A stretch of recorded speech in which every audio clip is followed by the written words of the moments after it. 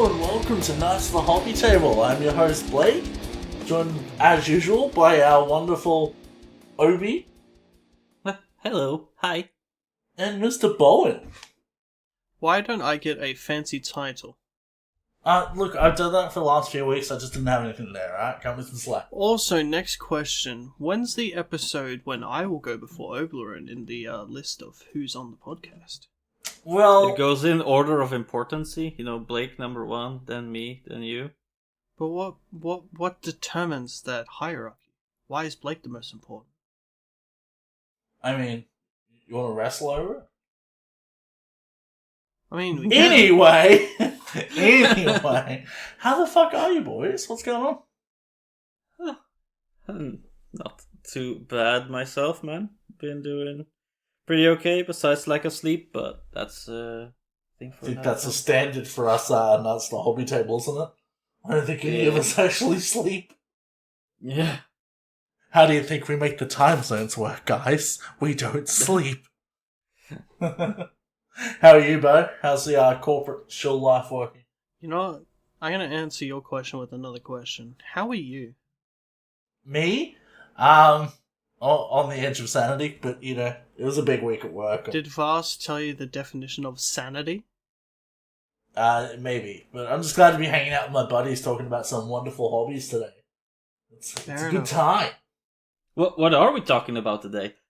Well, that's a good question. I was thinking today that we would do a little Zoom-a-rooney like we have been on some Warhammer factions on some Chaos Knights. Yeah, nice. Nice. Big stompy bloopy bloops, the good shit. So yeah, thought we'd do that. Yeah. And yeah. Yeah. Bo, what have you been up to, man? I have been in the works of starting my own business. Are you selling used underwear to people on Craigslist or something? You wish, but no. I'm currently in the development pics? stage of creating my own graphic design business. Uh-huh. I've been putting a portfolio together, and I will be hireable soon. That's cool. What are you calling it? Like Big Chungus Industries or something? Well, I haven't come up with a name yet, but I gotta come up with some creative. Well, you hear that, guys. Once Bowen has a proper name, you'll actually be able to hire him as a graphic designer. So, cool stuff. Wow, imagine- what else have you imagine got to, that. man? I have been sketching some preliminary ideas for some new designs for the Pastime Paladin, which is pretty fucking sick, if you ask me. Yeah. We've all actually been throwing a few ideas in. I dropped that sweet little mecha the other day. Oh, don't say that. Don't spoil it. Oh. Well, they know. They know. Jeez, But, Jesus Bowen's Christ. gonna take his magic pen and make things look better, because he is a better drawing guy than I, according to I have a magic Cassidy. pen. I have Magic pen, literally. No, it's blue. What about you, Obi? Not magic. What have you been up to, mate? I've finished up my Forge World Lancer. The big knight dude. Oh, that's different to the Mitsubishi Lancer? Yeah, very different, sadly. Oh, okay. Got it. Yeah, I've been put in LEDs in that one, and painted up to the marble color scheme that I have, and then I've been experimenting with a lot of new products on this one, and it was very scary, and it was also innovating because it fucked up at some point too. So Can I just say, though, I think that, personally, looking at all your models, I think that your new Knight Lancer is my favourite of your Knights. Yeah. He's just so distinct. And, that, the freehand hazard stripes you did on this Lancer thing, they look fucking awesome, man. yeah, thank You really went above and beyond. You killed it. Nice. Oh Yeah, god, he look, killed it. Why? I've God, used he's some dead too. streaking grime for the first time, and that was very interesting because that's not acrylic paints; it's enamel paints. Yeah. So a little bit similar to oil-based paints. And then I've also experimented with a new rust type paint called Dirty Down. Okay, how's that going? It's very unique, but you need to work with it a little bit to figure out how it reacts, because it's water soluble. So if you take it straight from the pot, it will be really dark. But if you mix in a tiny speck of water in it, it will turn like lighter. Okay. Lighter rust. It's really weird paint to figure out, but have you thought about getting pigments? Like just the rust pigments where you can sort of like dry brush them on, it gives it that dusty look, and then you like clear coat them? Have you seen those? I have seen it, but I haven't tried it. Like, What I usually do for my other nights is thin down Scrag Brown, and then just go intensely with that one and increase it more or thin it out more. I think if you add a little bit of orange with the Skag Brown as well, it gives that really iron oxide colour. Yeah. You can make that work too. But yeah, I've actually been looking at getting the fluoro, you can get fluoro pigments. And I wanted to use that on some of my alien plants to make it look like they've sort of got like glowing spores around almost. Yeah. Cool. So, yeah. Nice. That's nice. Yeah, I've done a few other small things here and there. Started some other projects and base coded like 21 Terminators as well. So you did pick the Terminators in the end? Start working on those? Yeah, cool. But I painted them, and then now I'm just leaving them to be a little bit, so I'm starting on some super secret project in the meantime.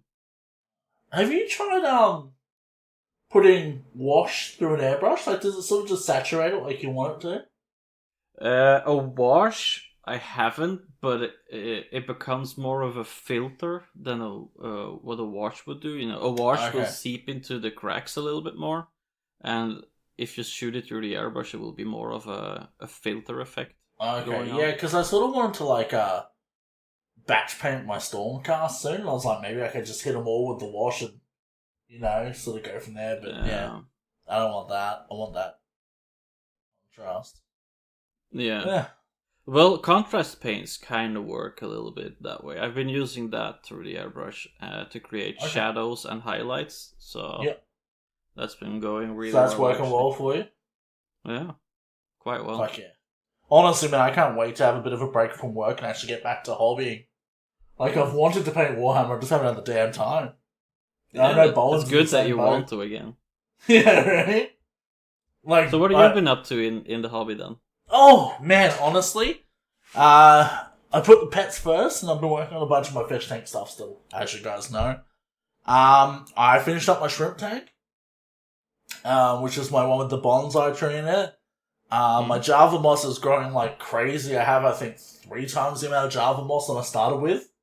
Like, it's just growing like crazy, which is cool because it means I can transfer it to other tanks and use it sort of everywhere. Yeah, a couple of my shrimp have died, which is not good, but I think it's just some of them just weren't great to begin with. I've got like 4 still alive out of the 6 or so I got somewhere.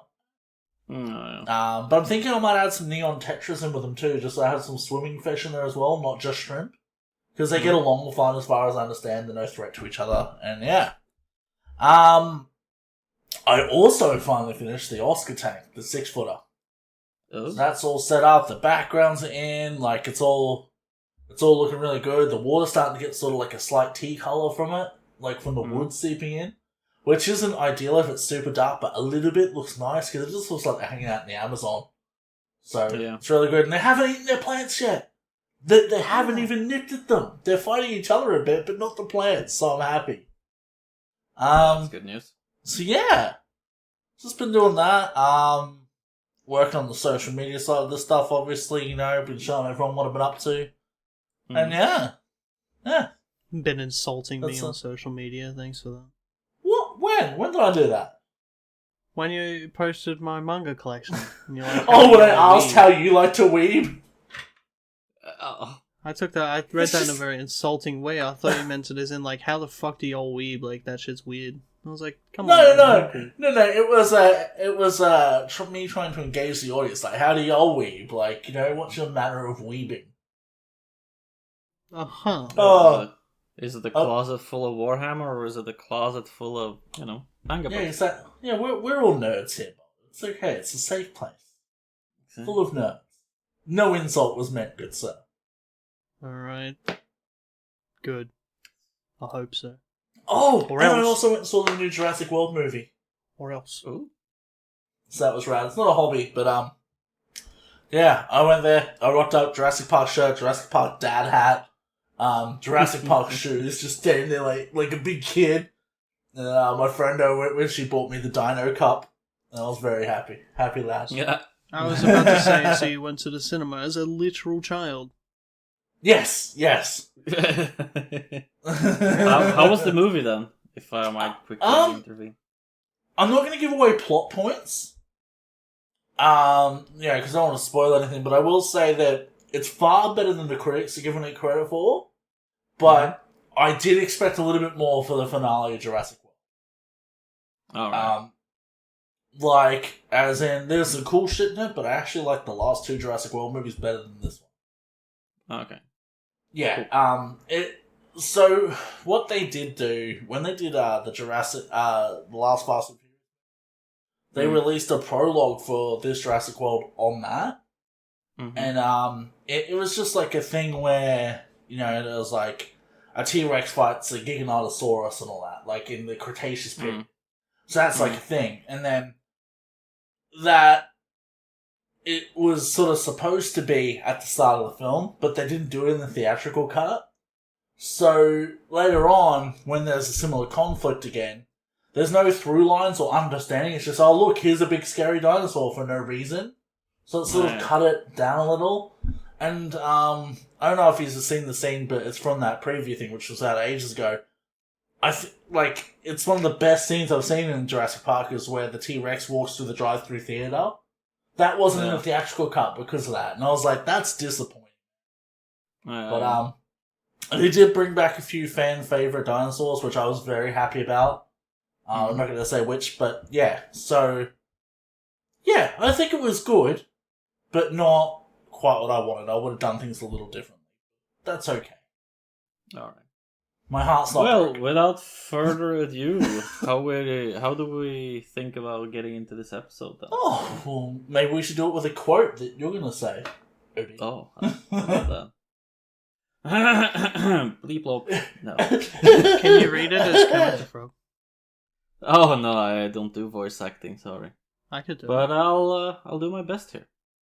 With a roar of tortured engines and the scream of insane machine spirits, the dread and towering nobility of extinction descend upon their enemies. Chaos Knights are gigantic and warped abominations of iron, malice, and eternal hatred. With earth-shattering strides, they annihilate buildings, and with colossal treads, they grind forces into bloody paste. All the while, unleashing annihilating firepower from monstrous weapons of ancient origin. And that's a little excerpt from the Chaos Knight Codex. You see, Spooky. I think if you've read that as Kermit, it'd be a bit more menacing. You want to give it a try? I was hoping for the Nathan Explosion cut, like, with a roar of tortured engines. You know? That's okay. Oh, jeez. Well, with a roar of tortured engines and a scream of insane machine spirits, the dread and towering nobility of extinction descend upon their enemies. It's right beside the lemon chicken, if you ask me. I mean, I could do a couple different voices if you want. No, we'll save that for the Patreon, alright? We'll start doing a thing where you read out certain quotes in completely different voices. Patreon. Only Bowen. Only Subscribe bones. to hear Only bones. me read this as Ray Romano and possibly Arnold Schwarzenegger. Bonely fans. Oh, fuck. Yeah, fair enough. So, what in God's given name is a Chaos Knight? What in holy terror? So, a Chaos Knight is a renegade Imperial Knight. It's basically this towering, clunky machine of dread and chaos. And they just destroy everything in their path, basically, you know? I know now. So, yeah. You know now. Maybe just clarify quickly what an Imperial Knight is, because we have... Oh! Okay, so I guess the easiest way to think about it is, whereas a dreadnought is a sarcophagus for a fallen space marine, and he's sort of linked in there to his brain that does everything. Yeah. A Chaos Knight a knight in general, is more of a mech. So it's like a person inside there piloting it with a team of people. I think there's a team, right? Or is that Titan? The Titans are a team, so from Right. a Warhound Titan you get like 3 people. So a knight is just a single dude pilot.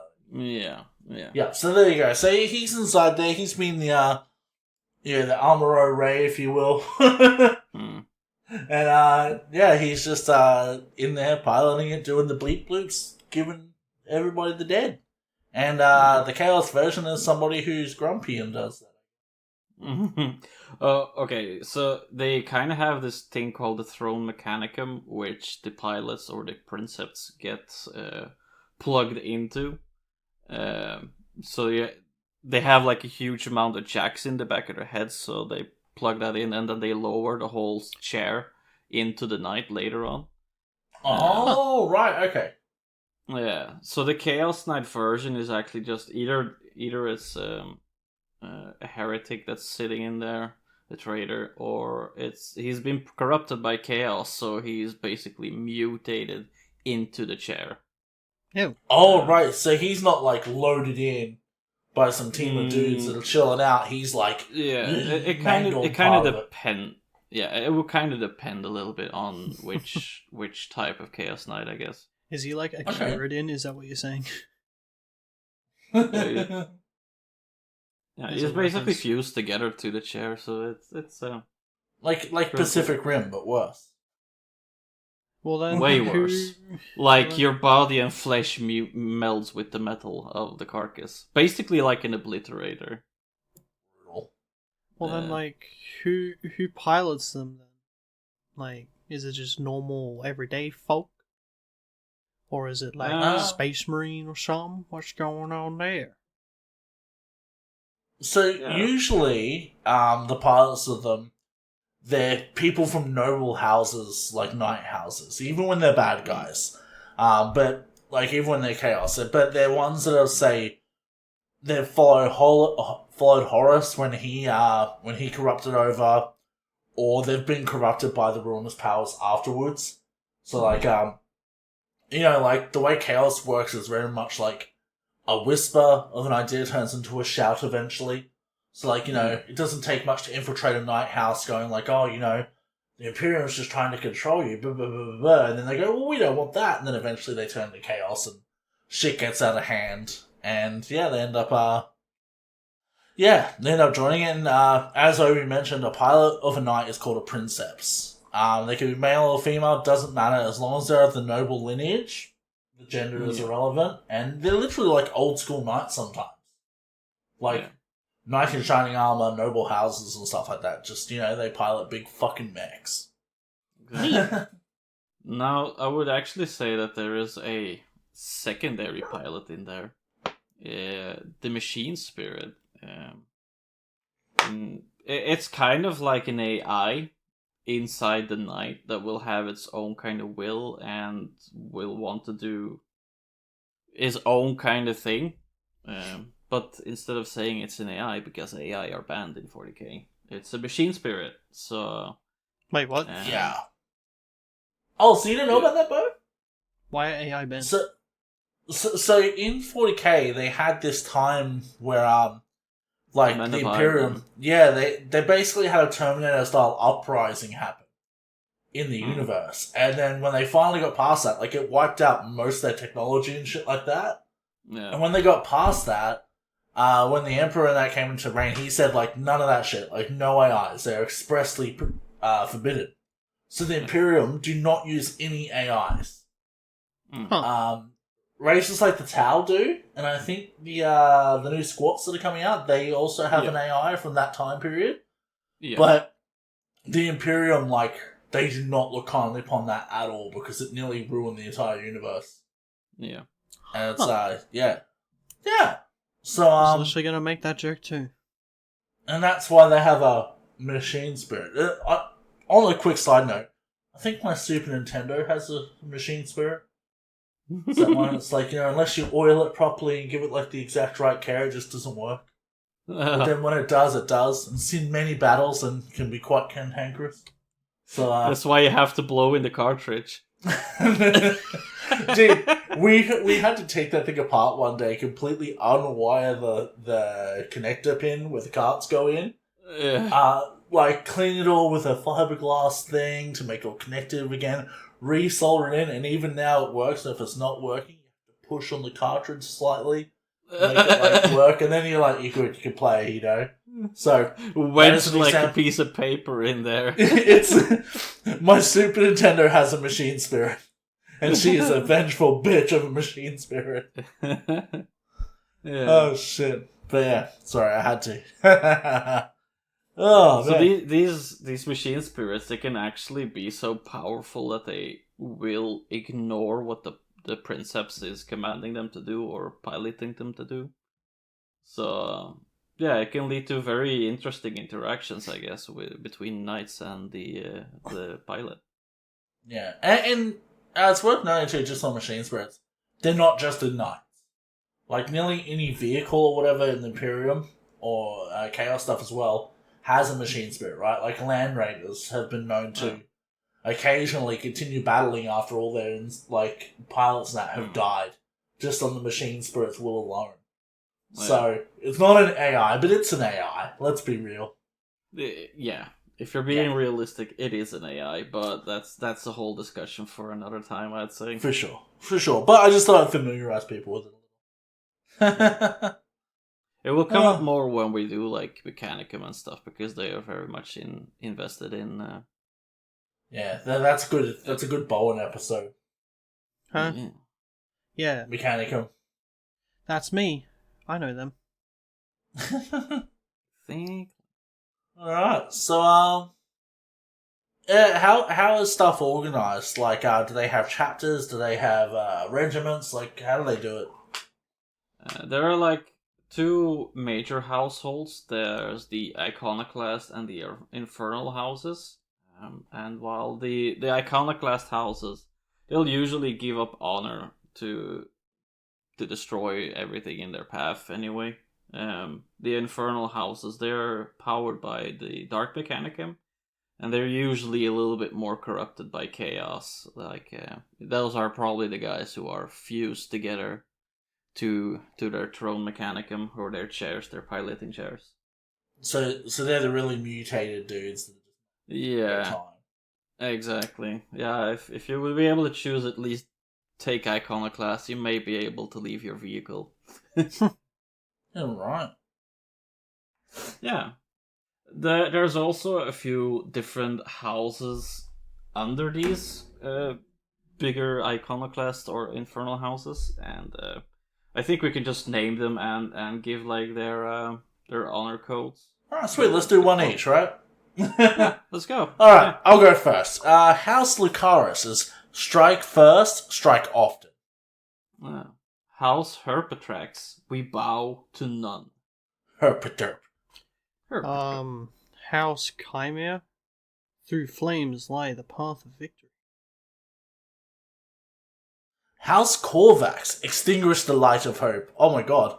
I think I might be House Corvax in life. House Vextrix, duty is eternal. And House Commentus, probably butchered that, but the honorless are our prey. Oh. I like that. I think they're really powerful quotes, and they kind of give you a little bit of what the houses are about. So that's like that's sort of been a battle cry too, right? Like they go, duty is eternal. Yeah. Exactly. And I've got a little bit of a fun fact lined up to go with these kind of... Yeah, fun fact with Obi! So, House Corvax is actually a new house, and they were previously a loyalist house from the planet Colossi, also named as House Raven. The demon prince Be'lakor was whispering into the minds of these Colossi sacristans. Those are the guys who take care of the knights and stuff, kind of. Okay. Yeah. And he kind of manipulated these artisans to taint the throne mechanicum of these knights. The knights who were left to guard the whole planet, the Colossi planet. So when the Be'lakor's demon host finally decided to attack, about a full third of the defending knights turned on their fellows, all in Be'lakor's name. So... Yeah, before reinforcements could arrive from Be'lakor, he spirited the entire planet away into the Imperium Nihilus, and he reshaped the whole world with dark powers. So they're basically corrupted Chaos Knights now, all because of Be'lakor's doing. Dude, that is so smart. Like, Be'lakor, he's like, hey, I want to take this fucking planet. There's a lot of stompy dudes with big fucking guns on it. How do I do it? So instead of just going there and trying to brute force it, he manipulated them to fall to him and then took the planet. Like, that is badass, man. Yeah. So, like, he already had allies on the planet, and then he just yanked the whole planet into the warp, basically. Have you seen Be'lakor, Bowen? Do you know what he looks like? The demon that came out with those massive wings and the huge horns? The black one that I showed you? Oh, yeah. Yeah, that's who we're talking about, man. Be'lakor is a demon prince. He's one that doesn't belong to any one chaos god either. Yeah. Which is super cool. He's his own boss. He sets his own hours. He started with $2 million from his garage. Oh, no. Wasn't he the first Chaos Demon around? I don't know if he's the first Chaos Demon. I think he's the first Demon Prince. Yeah, that's it. So, like, above a demon, right? Yeah. And that's what I've heard, but I'm not like a lore master. Would have to ask some dudes more qualified. We're a hobbyist, damn it!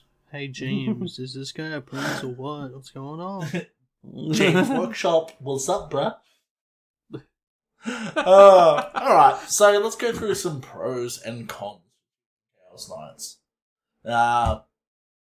Obviously the first pro is they are big, rad, stompy mechs with like a grim, dark twist, which is almost steampunky, I guess, sort of thing. You know, it's got a gothic thing to it. It's 40k. But they're not, like, I say mech, but it's not like an agile Tau suit or a Gundam, like, it's not the same thing. Yeah, they're pretty agile because they have very long steps, but they're not graceful. No, they're not big, like like a Wraith Knight either. Yeah, it's not something that, like, glides across the battlefield and cuts something with a katana and you watch it fall apart. Like, it's not anime, you know? No. It's not one of those sorts of mechs. It's a mobile weapons platform that's just going to stomp through things. You know, leave pools of blood in its wake. So, really cool. They have... How did they clean defeat? They have guys for that. The sacristans. Yeah. But how did they clean defeat mid war? You know, it's like, I just stood on this like regiment of people, and now it's like dog shit, and it's like, I gotta wipe this off somewhere. Oh fuck, it won't come off, and I'm just getting more and more people. Oh fuck, it's building up. I reckon there's just a couple of dudes on each foot whose job is to like just sit on the foot with a gurney and just spray the extra blood off every time, like a pressure washer. See, I think, or imagine this. Yeah, you know, when you step in dog shit and you're trying to wipe it off on the curb, just like that. That's what I'm trying to say. But they just keep getting more and more because they got to find a curb big enough to like wipe it off, and they keep getting more and more pile up. All I'm picturing now is All I'm picturing now is a gigantic store where knights go for manicures and their little feet in the tubs. Someone's sitting there scrubbing the bodies off the feet. Oh no. Who knows, if fucking Slaanesh was the owner of said establishment, might have a happy ending in there. Come here for your night rub, tug, and foot scrub. Yeah. Oh, jeez, Rick. Oh. You want to get this one, bud? Well, another pro would be that they make they're a cool project because the knights themselves are quite big, especially on the tabletop. So it's a lot to paint, and like I've seen some people's paintings of these things, and they're ridiculous. Like, have you seen the ones where like people paint like straight up like murals on them? Yeah, like, dude. They are Yeah. insane. Like, there's because you have so much space, you have more options.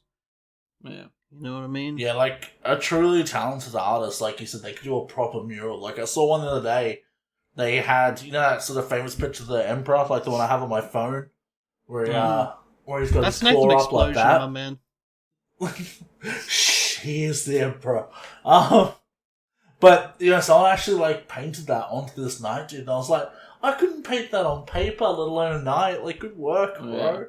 Yeah, people are obviously immensely talented, but it gives you a good chance to practice things too, like freehanding, like checkers, like, just anything like that. It's really cool. So, yeah. So they also have like a unique gameplay on the tabletop because they're big models. They cost a lot of points to field them, but they also come with a lot of firepower. But you have to, because you have so few models to play with, you're gonna have to plan a little bit what your strategy is. Like, don't be like, I'll shoot one gun in this guy here and hope I'll kill it. No. You're gonna have to dedicate a little bit of firepower to make sure that you don't have any threats remaining to... Yeah, so it's sort of like a blast them off the board thing, isn't it? Yeah. What I tend to do is take out the threats that are immediate to you, like, big tanks. Take them out first. Something that's gonna imminently take and hold a point. If you can shoot them off the board, they can't hold that point, right? Yeah. Another cool thing is, man, they make awesome platforms for dioramas and kit bashes and things like that. Like, because they are so large and scenic, as Bowen pointed out, like, if you make, like, a full environment around one, it's cool, man. Like, you can have them, like, climbing mountains and stomping through oceans and all sorts of crazy shit. Obi's actually kit bashed one into this weird, unholy AT-AT style four-legged thing, man. Like, it's fucked up, but I love it. Like, have we named it yet? Is its name Fluffy? No, there's no name for that one yet. We will name it. Mark my words. Well, I'll post some pictures on the Instagram of it shortly. Yeah, so that you can that's sick. Check it out. It'll be on Facebook too. Yeah, for us old people that have Facebook. You're old. Shut up, man. Well, what are some of the cons of having a knight or a chaos knight then? Like you mentioned before, they are big models, so there's a lot of time investment that are gonna go into these, and it can be a little bit scary for newer painters. So if you're gonna, that's kind of what I decided, like. Because I really wanted to start with knights, but I decided that I'll take something more reasonable. So I started out with Necrons instead, and then later jumped on the knights. Yeah, I think even for a veteran of painting, like, I'm not saying I'm high skilled, but I've been doing it a long time. Even I've got a knight out there, and I'm just like, oh, I don't want to fuck you up. Do you know what I mean? Because it's so expensive, it's such a big job. And once you start it, if you don't just go at it, you're going to run out of steam. It's just going to sit there in a pile. So yeah, it can be a lot harder. At least with, like, say, a single Space Marine, you can go, okay, cool, he's done to the side, rush him out. But you don't want to rush a $200 model. You know what I mean? No. Like, you just don't. The other thing is too, man, is they're pretty expensive. Like, you do need less of them to form an army. Yeah. And like that is good because, like, you know, you don't need that many, but it still feels like it hurts the wallet when you think of the fact, oh, I want another unit, $200. Do you know what I mean? Whereas with a normal army, you go, oh, I want a new regiment of Space Marines, whatever. It's $100, and you get all those models. You know, so it's like it's not more expensive on paper, but like it feels it because of the high buy-in point per model. Yeah, but like you're comparing a $200 price tag to 400 to 500 points of models. So if you put in $200 in Space Marines, might reach 400, maybe, depending on the models you pick. Yeah, so, and that's right. It's not actually more expensive, but it feels so expensive. Yeah, you know, it's because like you're more likely to have a spare $50 to $100 for a couple of Warhammer models that you paint and it takes you a while than you are to have $200 to spare. Yeah, you know. Yeah, I don't know. Yeah, and they use a lot in resources, as in you use a lot more paint on them because they're such large models. Yeah, I go through like a pot of non-oil for 2 models. Yeah, exactly. Yeah. Well, as you just brought up, because they are a lot more expensive, that also means they're a lot more expensive to field on a tabletop game. You know, like, exactly. What would you say is the equivalence? So, like, for one night, how many Space Marines or something would you get? If you're just taking basic troops, like Assault Intercessors, I think you can get about 20 to 25 Space Marine models. For one night? For the same amount of points, yeah. Yeah. See, and that definitely feeds into the fact that you have less maneuverability, right? So, like, if I need to hold 3 points, I can send that Space Marine thing divided by 3 to go there, or I have one night to try and stand on 3 points, you know? Yeah, exactly.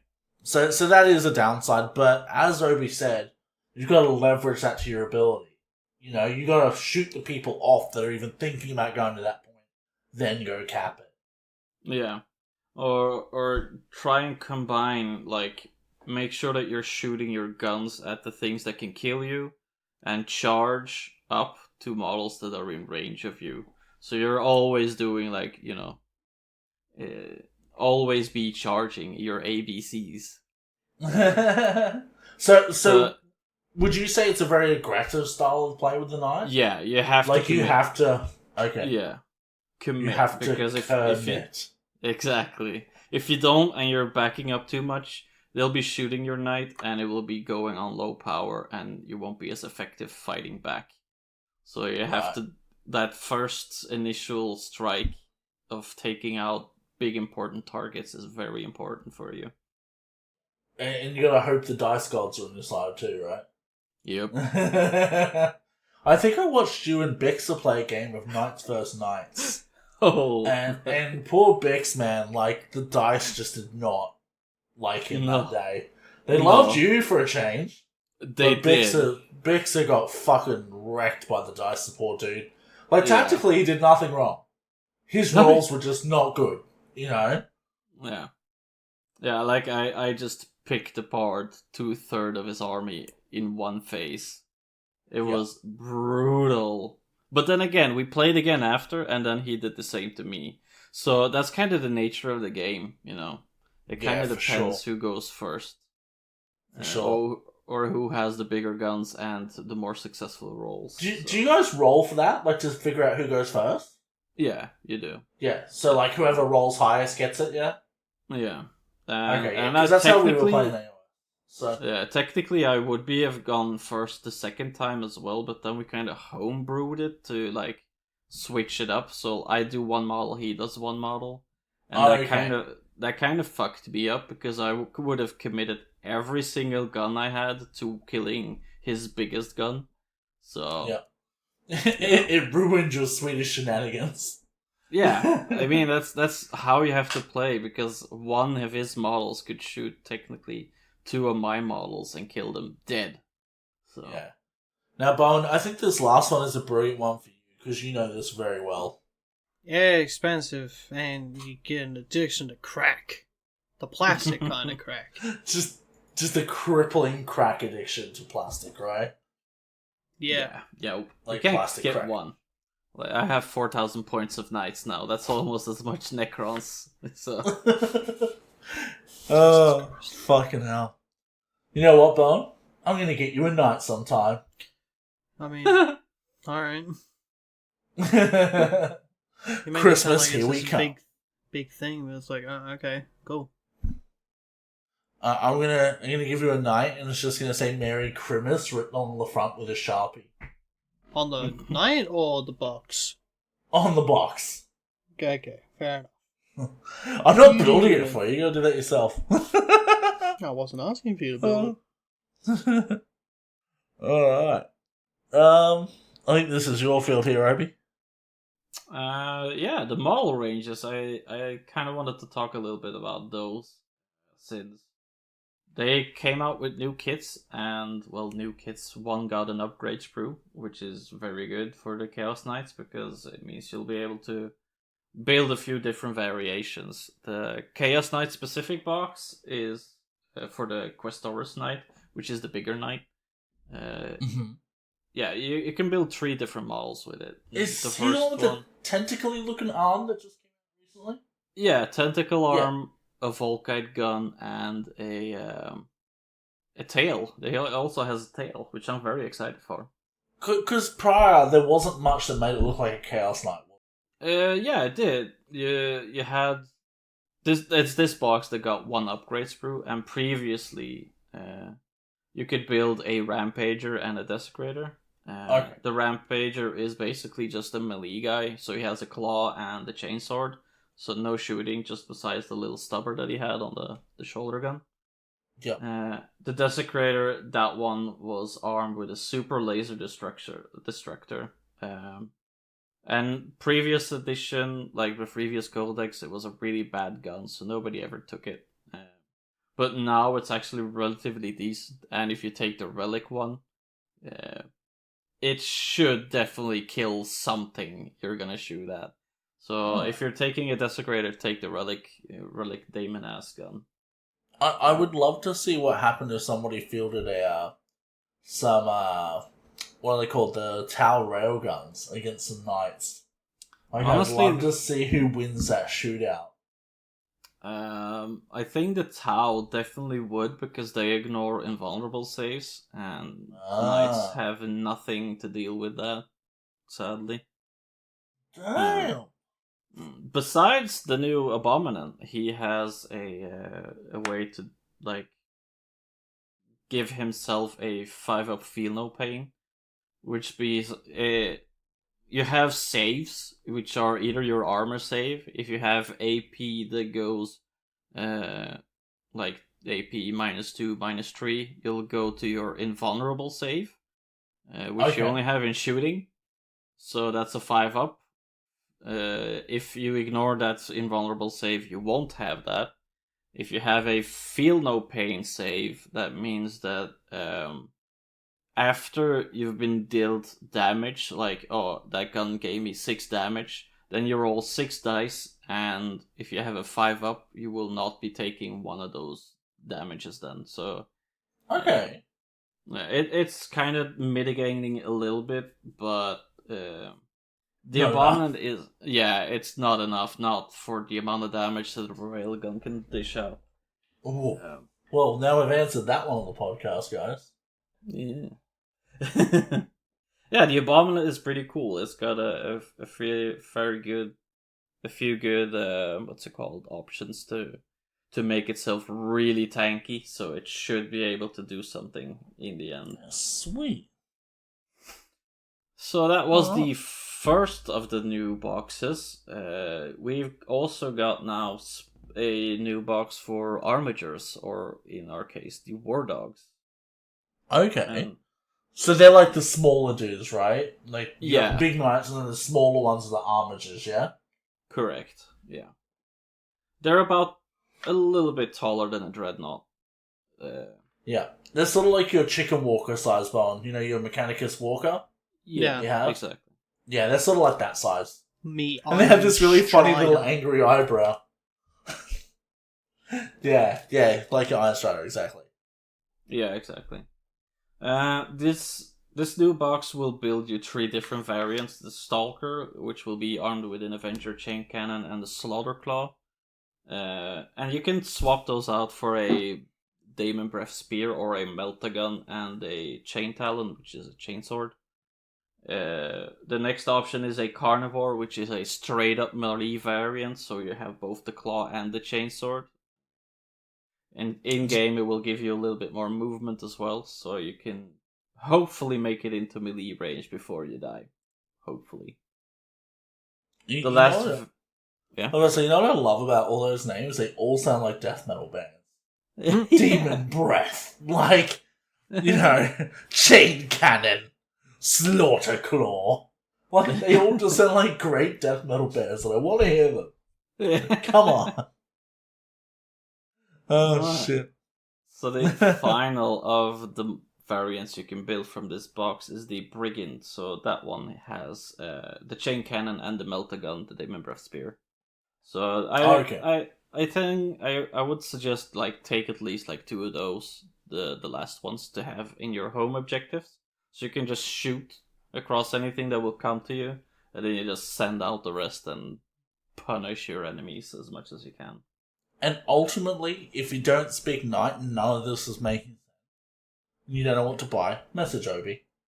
Yeah. Like, bro, what I buy? And Obi will talk with you for fucking ages about what to buy. He just loves it. Alright. It is. It's probably my favorite faction of them all, and yeah.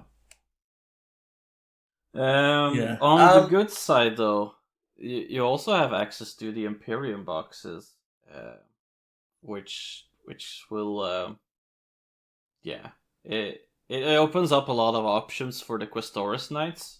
So you can basically take the Imperial Knights, right, and just, like, make them chaosy, yeah? Yeah, just add spikes, you're done. Add spikes, cool. Exactly. Take your Chaos Knight to Hot Topic.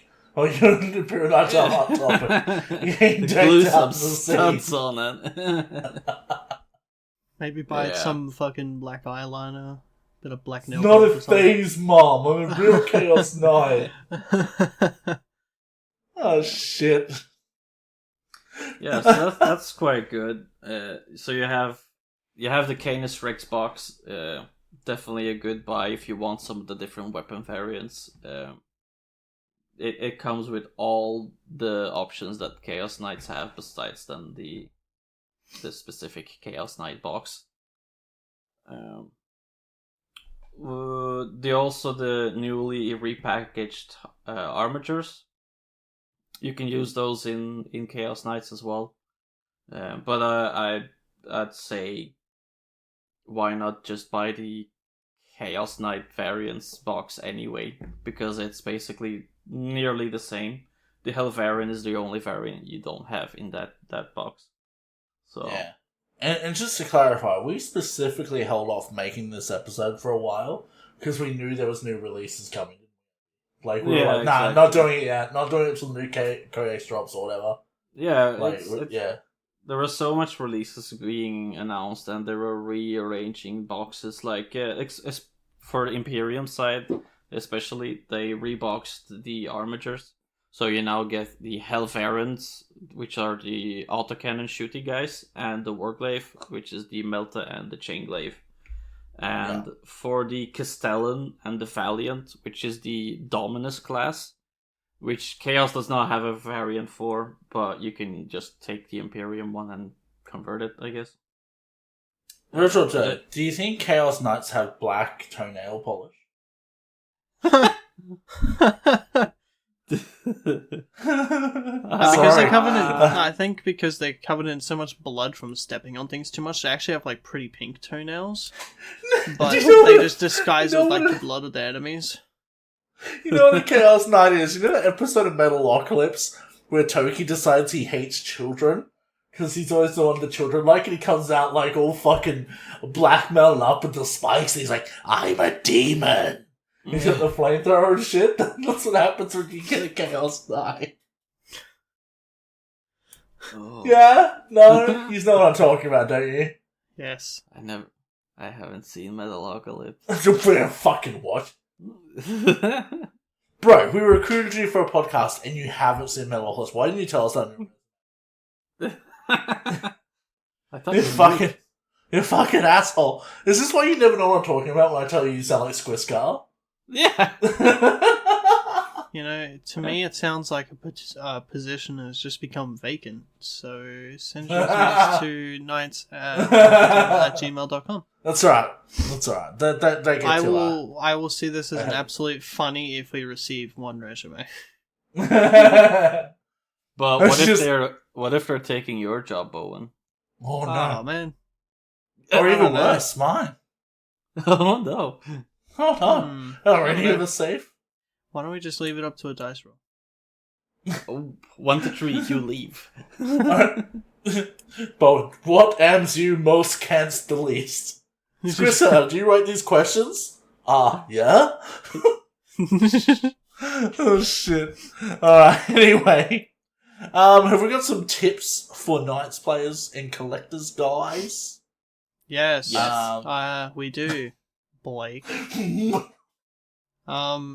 So with those bigger models, especially because they have so many different pieces that you can interchange, maybe it would be a good idea to magnetize them. Yeah.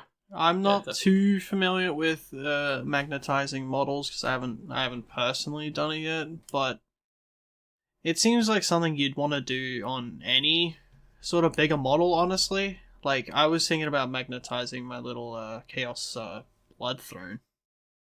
But just didn't have the materials at the time, so... but for something like especially considering a Chaos Knight is so expensive, you want to get the most out of it, so you may as well magnetize it and paint literally everything. That's sound advice, man. Exactly. That's yours, totally what I yours did, are magnetized, aren't they, Abby? Yeah? Yeah. Like I painted all the weapons that comes with the boxes, so I have the weapons sticking on the top of my cabinet, and just the models are spread out in the cabinet, so...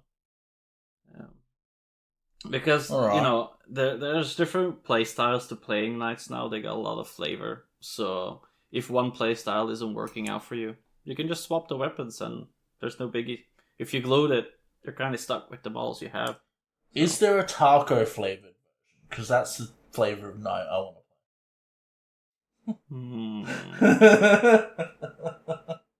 Maybe. I can see the visible anguish on Bowen's face for that joke. He's like, why?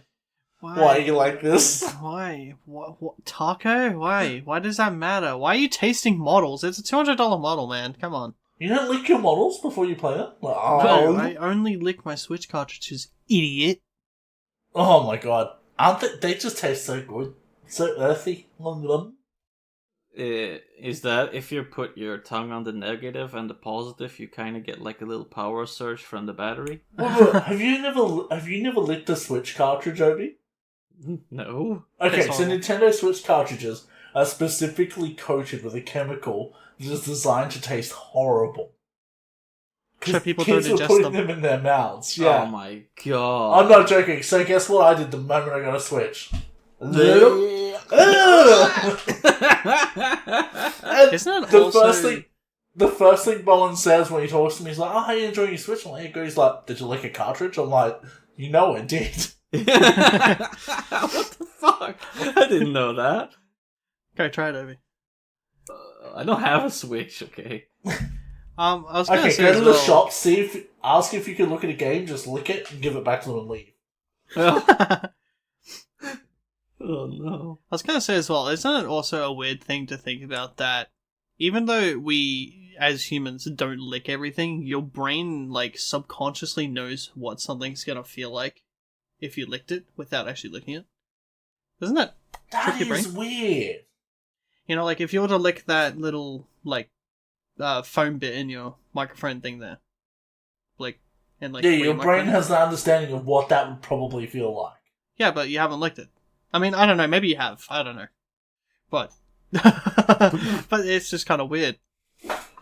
Don't you put dude, come test? on. Oh my Why? god. That was Recording ill a show again, advised. man. Ugh, God, man. phone This is gonna don't be... feel good. Ew. For Well, the Shit. Anyway. for context, he just licked it like a fucking barbarian. Like a whore. Whoa! Whoa! Don't slut shame me on air. That's You rude. freaking Okay? man whore. Just because you're not ballsy enough to lick your soundproofing around your microphone doesn't mean I'm not. Okay? I'm a brave man, going places no tongue has gone before.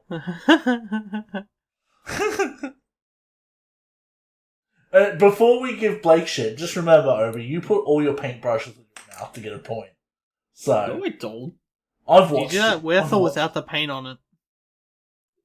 Or is that a dumb question because it's clearly with the paint? You seem like a person who would do it definitely. The real with question is, what is the best tasting wash from Jane's Workshop? I reckon it's the purple one. I guarantee you it's great flavored. Anyway. Yeah, let's go to the next point before this gets really weirder and people think I'm a massive addict. You're not going to tell them about the lines of sprue dust you do after a model?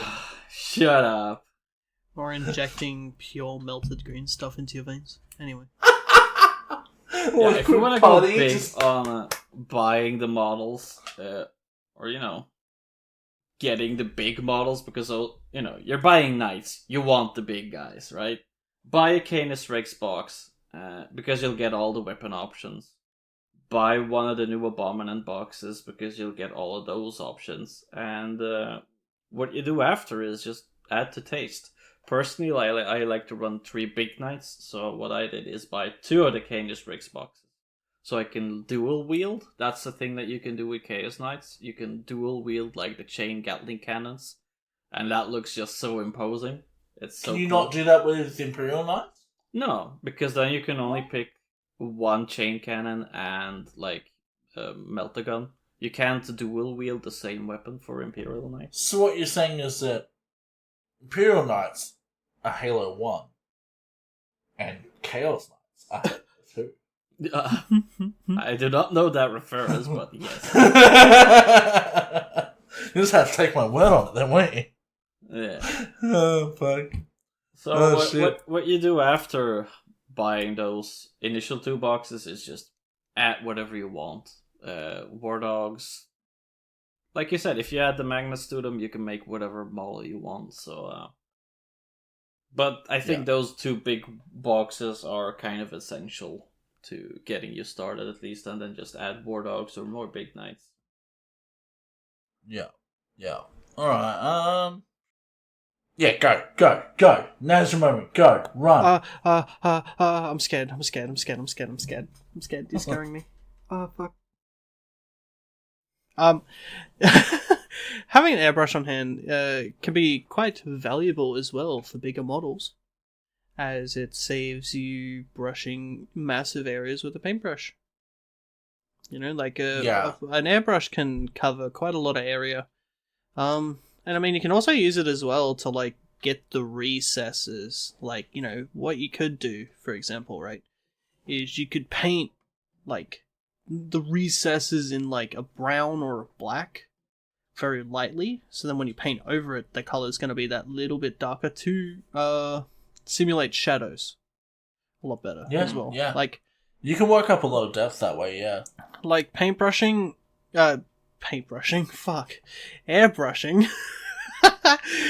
I feel as if is especially good for big models like knights, but I mean, if you practice enough, you could use airbrushing on practically anything.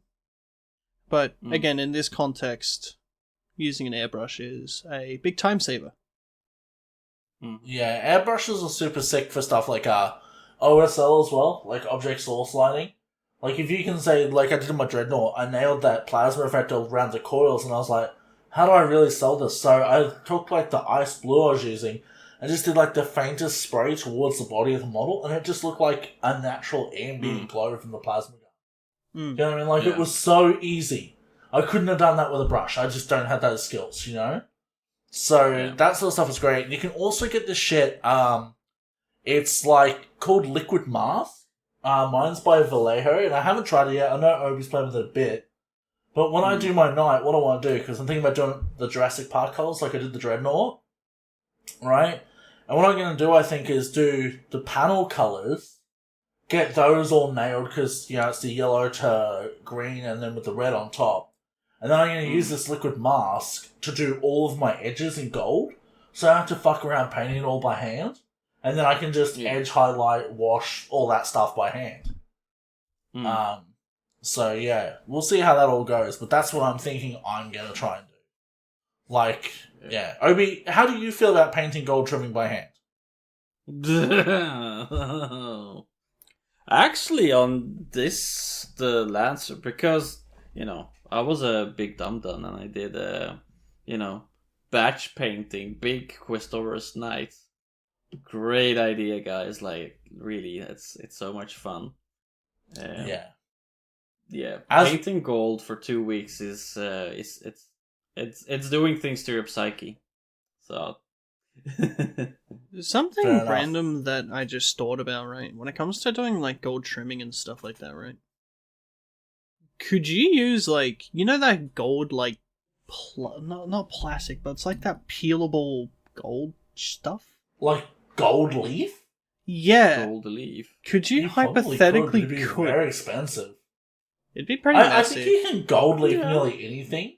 Yeah. But I think that I think the issue is, as good as that would look, knowing that it's real gold, I think that because of the scale difference and the simulated shadows and stuff like that we use on models, I think that it would actually look too real and it would look fake because of it. Sort of like an Uncanny Valley sort of thing. If that makes sense? Yeah. It's like, okay, so you know how you get a Warhammer base and you put sand on it, but then because it's so big, it looks like little boulders, and if you don't paint it, it looks even faker, even though it's real. Yeah. I think it'd be like that sort of thing. Yeah, like using real rocks on bases as well. Yeah. If it's not painted to look like a scale of the miniature, it's gonna look off a little bit. But I do agree, that's actually a pretty cool idea. I think using gold leaf. You know what would actually be fucking sick, Obi? Expanding on Bowen's idea. You know how you have your sort of like darts of white throughout your marble effect? Imagine if that was gold leaf. It looks sort of like gold lightning shooting throughout the green. That's a cool idea, Bowen. Thanks. That's cool, man. I like it. I think as a sparing accent on a paint job like that, it could look really cool. Yeah, definitely. Or if you did do like a mural of the Emperor, right? You know, he often has the halo behind his head, like the Jeebus. If you did that with the gold leaf, that would just look super auric and stuff like that. Yeah? Yeah, no, that's cool. That's a good idea. If you're gonna play a lot of tabletop, since you're gonna have to plan a really good amount and, pick your targets really good, you're gonna have to suffer a few defeats before you get into it and know your army. So, but on the other hand, when you actually do get that victory, it feels so sweet, man. It's because you had to struggle your way through because this codex isn't overpowered compared to the other codexes. You're gonna feel very accomplished when you win with them. Is this the Dark Souls effect? Fuck it's you! Very hard to get past the. What were you about to say that? I was about to make the exact same fucking joke, you prick. Okay. Well, you tell us, Bob. You give us. Nah, the joke. you've already ruined it. Winning I'll your first edit it game out. with It's a fine. 9 is the Dark Souls of tabletop Warhammer. Yeah. There you go. Boom. Yeah. What I was going to say, it is that endorphin thing though, right? Like when you finally beat whatever has been stopping you in your hobby or in the game, you feel great about it, you know? Yeah. That's it. We gotta stop thinking the same thoughts, but it's getting hectic. Yeah, stop just as a- what? Stop Scott Pismet. Stop Scott Pismet. Hobby wise though, a good tip that Obi passed on to me is don't glue your armor plates on until you've painted the frame first. Do your lead belcher and your copper accents and all that stuff that you're gonna do. Bit of null oil, some Necron compound, whatever you want to do. Right? And if you get lost in that recipe, ask Obi, he's a veteran of the shit. But you want to have your plates of armor off to the side so you can paint them and really handle them. Usually, say, blue tack to a base for them or something so you can sort of hold them and move them as you please. Exactly. Yeah, that's the best way for sure. It's like a Gundam. If you're doing a custom paint job on a Gundam, it's easier to get an RG because that has an inner frame that you can paint as one thing and then do all your armor plates. So, yeah, same thing. But this last one here is probably a good one for you. Obviously, it can be said. Do not try to use this as a, quote, aphrodisiac. Do not try to insert it into any orifices you may have. They are spiky. They will hurt. Very much. Yeah, they will ruin your 8-bits, if you know what I'm saying. No. Look like a hand grenade went off in a deli. But I think that's a bit pretty much it for the Knights. Yeah. If anyone wants to hear Obi talk about his Knight's lore, demand Mark Sakura have him on his podcast again, Warhammer Listener Lore. Because, you gotta be the change you want to see in the community, and that is giving Mark shit until Obi's on. Yeah. Oh, fuck. Exactly. Now, pester him so I'll be on another podcast. Before we wrap the show up, Bowen has a story for us about his lunch adventures at work. What? Bowen, please tell us your story about your cup ramen or cup pasta. So, I'm at work. I bought some cup ramen to have a delectable luncheon. As, delightfully devilish, say more. Like you'd like to have on your lunch break. I go into our little kitchen we have, and I see no kettle. And I see no source of boiling water, except for one source for the boiling water. And that is the espresso machine. It has a built-in boiling water tap. So I'm in the kitchen as people are coming and going, looking at me look like a fucking idiot, as I'm trying to fill up my little noodle cup on an espresso machine filled with boiling water, getting coffee in my good noodles as well, which is fun. To which I find out that we actually do have we have one of those cool taps where it's got super cold and then also boiling hot at the same time.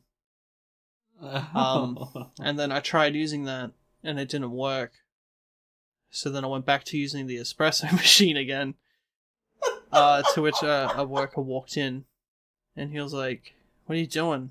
I was like, "Oh, I'm just trying to get some hot water. I have to use the espresso machine." He looked very disappointed in me. He's like, "Oh, there's a safety switch. You just gotta hit the safety switch." And I'm like, "Ah, fuck." Well, I don't look like a right goober.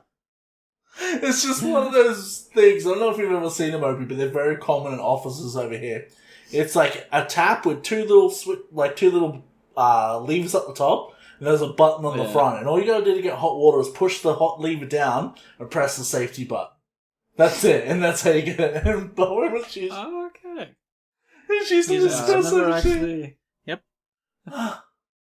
And the funniest thing is, I was actually working around an office for the last few days, just with my job. And every time I walked into the vending machine to grab some food or put some hot water in my cup ramen, I looked at the tap and just threw my head back and chuckled a couple of times. Like, yeah, thanks. It was good. It was good. You gave me the happy chemicals this week, Bob. It was very funny. Oh, I'm glad you did. I had to have coffee ramen this week. Coffee ramen. Oh, no. Okay, so how many goblins out of 10 would you give coffee ramen? 2. 2? 2, it was awful. That's Sucked. not bad. Because the coffee was mixing with, like, the soy and, like, the chili flakes. It wasn't good. Oh. Well, I can say, I give microphone foam 1 goblin out of 10. Would not eat again. Then don't do it. Why did you even look in the first place? I don't know. I felt like it was for science and the podcast instead. What are you, a fucking window licker or something? What a plan! How do you think I keep my windows so glistening clean? Oh. Yeah. Anyway. Hey, a golden tip: you can also heat water in the microwave. Oh my god, Obi, you're a genius. Yeah, but I'd look even more like an idiot because I have to use the tab to fucking put a cup of water, to fill a cup of water, which is right next to the tab, which has boiling fucking water. Okay, hear me out, Bowen. Why didn't you put just normal hot water out of the tap in there, right? And then microwave the foam cup. It's because the normal tap water is not that hot. It's like a lukewarm at most. Just microwave it, man. In my experience, any culinary thing can be fixed with enough microwave. You know, I've already made such a fool out of myself. I think I should just commit to it and just keep using the espresso machine. Yeah, fuck you guys. I like coffee noodles. I like the taste. It's fun. Oh, jeez. Well, yeah, that's awesome. Another lovely episode. Now, guys, if you like hanging out with us, you can come and join us on Discord. We have a Discord. Just Knights of the Hobby Table. It's free to join. We also have Instagram. Obi sorts out predominantly. We have a Facebook. Yeah, they're all on our link tree. We also have an email, which I can't remember. What's the email, Bo? Knights of the Hobby Table at gmail.com, but it's Knights OTHT. Excellent. Yeah. Excellent. And we check that once every 5 years, so that's cool. We also have Patreon, so if you like hearing us ramble and talk shit, and you just want to help you want to toss a coin to your podcasters, jump on there and throw us $1 or $2, because if you've laughed, you owe us $1. Oh, yeah. Ooh. Well, with that story, we're going to make a lot of dollars then. Many dollary dues. You boys got anything else before we fuck off? Pee pee poo fart pants. Thanks for listening. Bleep bloop noises, but in chaos. Well then, until next time, guys, crank that amp. You slay that grey, motherfucker. We are the Knights of the Hobby Table. Thank you. Nice! Nice.